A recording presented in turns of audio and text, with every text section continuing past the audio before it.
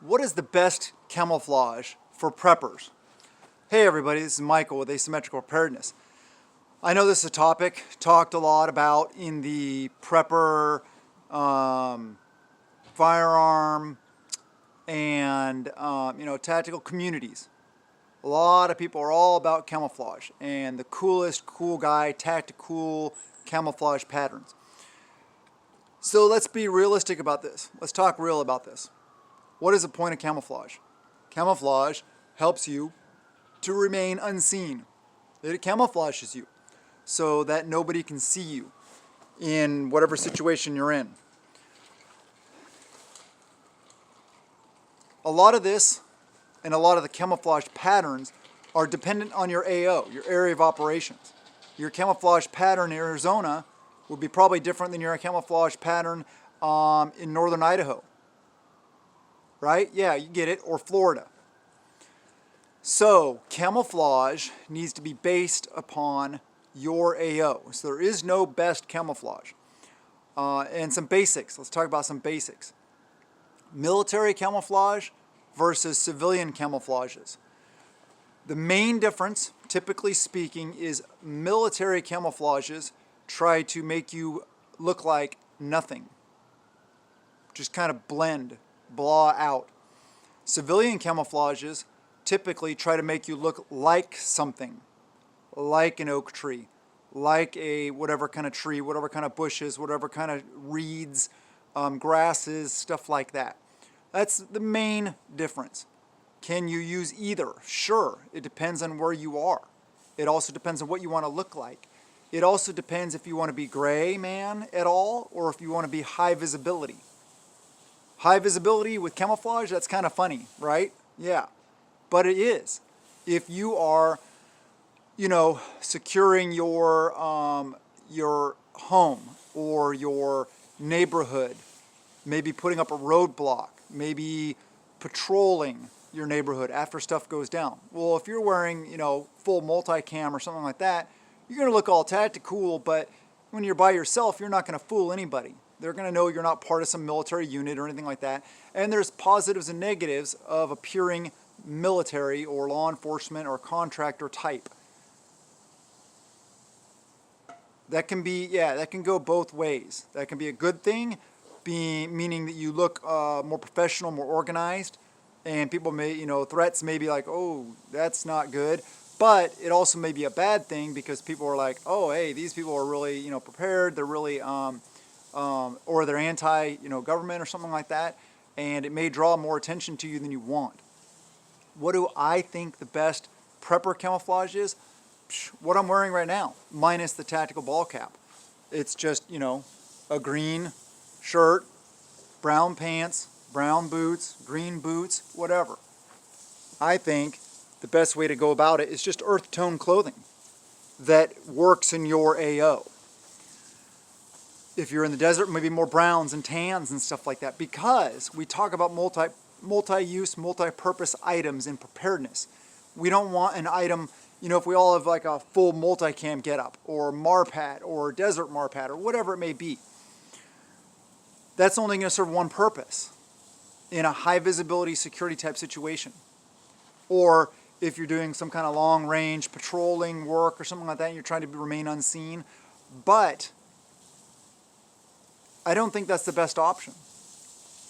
If I'm wearing this and I go back in there, I step a foot or two into those bushes, you're not going to see me anyway, wearing, good subdued earth tone clothing. Add on to that a ghillie suit over it, a leaf suit, whatever. I don't really care for the commercially available ones. I think it was Southern Prepper 1 just did a video about commercially available ones, trying to find a good commercially available one. The main problem I found with commercially available ones is they put way, way too much jute on it. Jute, what's jute? Jute's the stuff that's hanging off of it, the fibers, the stuff that breaks you up your pattern. You want way less jute. So if you do get a commercial one, remove like half the jute. Just cut it off. The point is to have just enough jute to help break up your outline and give you ways to attach natural vegetation. Some of the leaf suits are, they're, it's commercially available. So it's not necessarily the best option. My camera keeps on, there we go. Let me tighten this up and stuff. Keeps drifting down. But yes, if you were in earth tone clothing and you throw a ghillie suit, even like an assaulter's ghillie, where it's just the top half pretty much, that can be really effective in a woodland environment, because you got stuff normally about waist high, you know, kind of breaking you up. And if you look into the woods, even around here where it's very green, you see look at all the brown. There's lots of browns. So don't disregard that. Don't disregard brown. I like having brown on the bottom because typically stuff lower is brown in the forest, and then stuff up higher is green, except for like the all the ferns and stuff like that. They're green, obviously.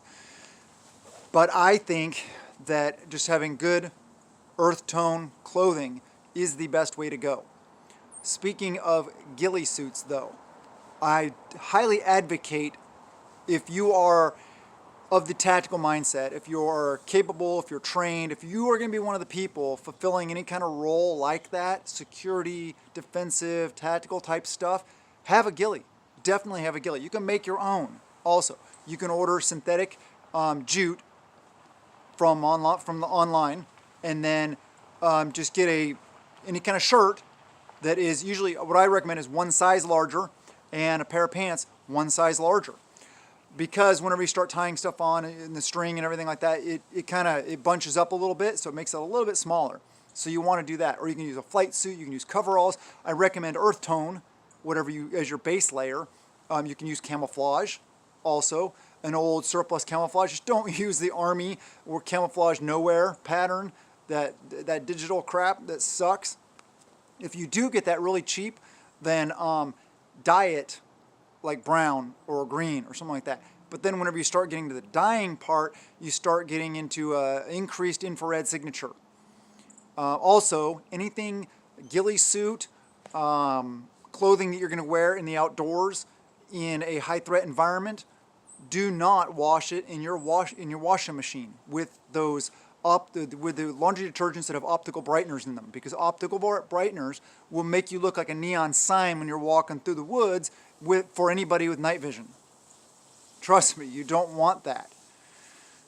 Anyway, so talking about that, okay, making your own. I've made my own several times, many times. I think I've made like 4, 5, 6 ghillies. You can just take like a military blouse, or a shirt like this. Anywhere there's a seam, basically like just cut a little hole on either side of the seam, tie some 550 cord there, and then cut a little hole in this seam, tie 550 cord there. And what you can do is cut little slits along the way. I did a video about this, making the whole thing on Patreon. If you want to check that out, links in the description below, the top link. It's $1 a month, hundreds of videos, and I show how I made my ghillie. It turned out really good. It was an assaulter's ghillie, turned out awesome. And I show you some in-field stuff with it also on Patreon. And then you can cut some little slits and tie off your 550 cord, several places across your back, going across, and then you want to go down also. So you make like squares. You make like a grid pattern with your 550 cord, and that is to tie your jute off of. Another recommendation I have is, if you're buying jute, I've tried and I've thought about, I'm going to save a little bit of money. Here, let me turn this because the sun is starting to glare on the camera. Save a little bit of money and get some of that, just the burlap stuff from Walmart, and then just peel it off and tie it on. Well, for one thing, it's not synthetic. Why do you want synthetic? You want synthetic because natural burlap will retain a lot of water. So if it's wet out, it's raining, you're moving through the woods, stuff like that, it's going to retain a lot of water, and it'll get really heavy. Your suit will get really heavy. If you use synthetic fibers, it won't do that. It'll stay nice and light. It won't encumber your movement, all that kind of stuff. So use synthetic jute. It's inexpensive. You can buy a bunch of it for almost nothing online. So all you need is some kind of shirt, fleece, whatever you want. I would not recommend a fleece though. I would recommend something lightweight, really lightweight, not super warm, because you want to be able to use it in warm environments and cold environments. So start with something light, like an old military blouse. And then 550 cord, synthetic jute. I forgot the blouse. and some shoe goo. Shoe goo is really good, and some spray paint. Or spray paint's not the best because of the whole optical thing and night vision, but it helps spraying a little tiny bit. But here's where I'm going with that. Shoe goo, so you can shoe goo your knots, all the knots, so they don't loosen. And you don't even have to do the little slits in there. You can just put a dab of shoe goo on there, push the 550 cord onto it, and it'll glue in place. It's a really good thing to use. So blouse, 550 cord, jute, shoe goo, maybe a little bit of spray paint just to hit. Flat, earth tone, of course, spray paint. That I think is a good way to go. But as far as just generally speaking, I think earth tones, so that you can be a gray man, and also you can blend into your environment. Around here, you know, I mean, earth tones are pretty commonly worn nowadays. Especially if you live in areas where people do a lot of things outdoors, like around here.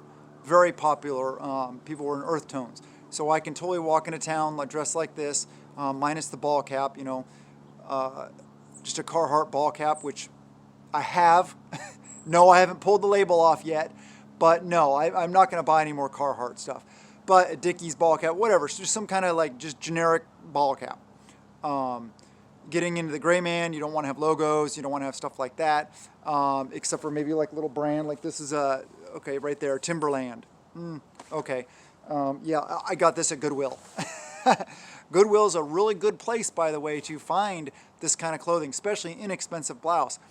Military surplus, blouses, pants, stuff like that. And you can make a ghillie pants also. One trick is if you really want to make it, like I made an assaulter's ghillie, so I wasn't really thinking about this, I was thinking about that, and I kept the front open for my plate carrier, chest rig, whatever it is that I want to run. It had a Viper hood, and then making the hood, check out the video. I talk all about it on Patreon. Like I said, $1 a month, hundreds of good videos there. I mean, that video itself is worth more than $1. I mean, come on. But where am I going with this? Oh yeah, if I was going to make a full-on ghillie, you also want some Cordura, some not burlap. I was thinking like a heavy-duty canvas type material. One good place you can also find at Goodwill a lot of times is military bags, like the C bags, the A bags, the big bags that carry equipment in, you know, personal stuff like that. Usually it's your personal kit and stuff like that for the military. That's heavy duty canvas. Then what you do is you cut it off and you put it all over the front. You shoe goo it to the front. You don't need to do that on the arms, but put that on the front here and then the fronts of your pants. Because if you have a ghillie, you're going to be spending time on the ground. You're going to be crawling a lot. And that'll help, the durability will help you crawl over all that stuff and not shred everything. So you want to make it durable.